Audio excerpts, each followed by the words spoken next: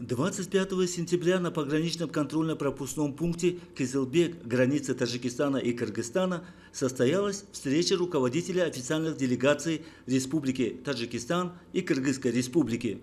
Встреча прошла под руководством председателя Государственного комитета национальной безопасности Республики Таджикистан Саймумина Ятимова и председателя Государственного комитета национальной безопасности Кыргызстана Камчебека Ташиева, на которой стороны еще раз подчеркнули о необходимости продолжения переговоров и решения существующих проблем дипломатическим путем. Саймумин Ятимов и Камчебек Ташиев, председатель Сагдийской области и председатель Баткенской области, обменялись мнениями по вопросам реализации подписанного протокола и укрепления мира и стабильности на линии государственной границы Республики Таджикистан и Кыргызской Республики. Было подчеркнуто, что вся военная техника должна быть возвращена на постоянное место дислокации, а стороны должны решить возникающие проблемы в духе взаимопонимания. Было названо также необходимым, чтобы у приграничных жителей был мир, а между двумя народами по-прежнему устанавливались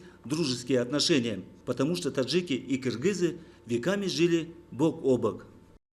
Я со стороны кыргызской стороны обязуюсь выполнить все пункты подписанного протокола и точно такое же отношение требуется со стороны наших уважаемых соседей. Тот конфликт, который у нас произошел, дальше не должно произойти. Все мы должны вкладывать силы, средства, возможности, чтобы наши народы жили в дружбе и согласии. Я полностью подтверждаю слова уважаемого Чебека Ташиевича о том, что мы сегодня подписали тот протокол, который можно называть этот протокол демилитаризационным. Были приняты решительные меры, оно отражено в наших документах, теперь надо его соблюдать.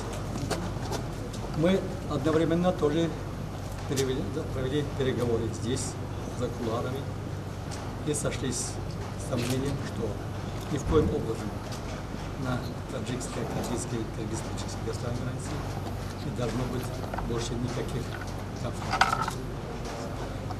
Я бы хотел воспользоваться моментом и обратиться в средства массовой информации в том, что мы все должны быть очень осторожны с использованием слов, с использованием дефиниций и терминологии. Быть очень-очень осторожны.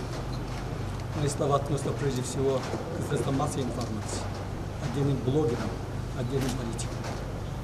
Поэтому каждое слово может действительно навредить делу.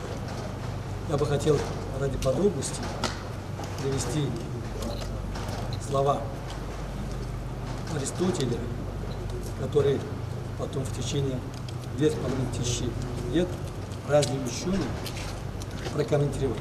Он говорит так: неграмотный человек стоит вне политики. Сначала ему необходимо обучать азбуке. Без этого не может быть политика. Без этого есть слухи, сплетни, сказки и предрассудки. Конец цитаты.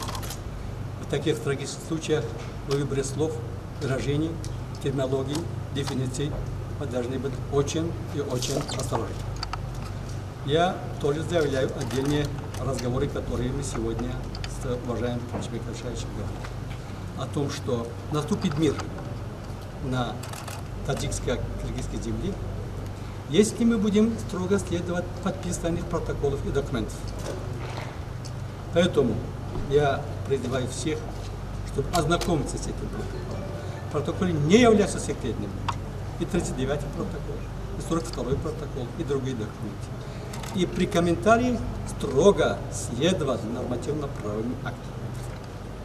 Мы все работаем, когда готовим соответствующие документы, в духе римского права.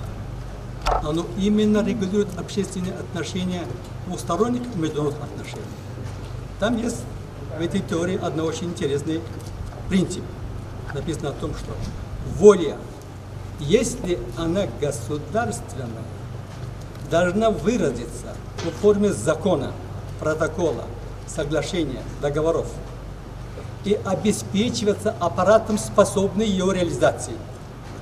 Иначе она, эта воля, есть ничем иным, как пустой звон, пустой вибрации воздуха. Мы убеждены в том, что реализация этих протоколов, организация наших отношений исключительно на правовых основах приводит к миру, согласию, добрососедству между нашими братскими народами.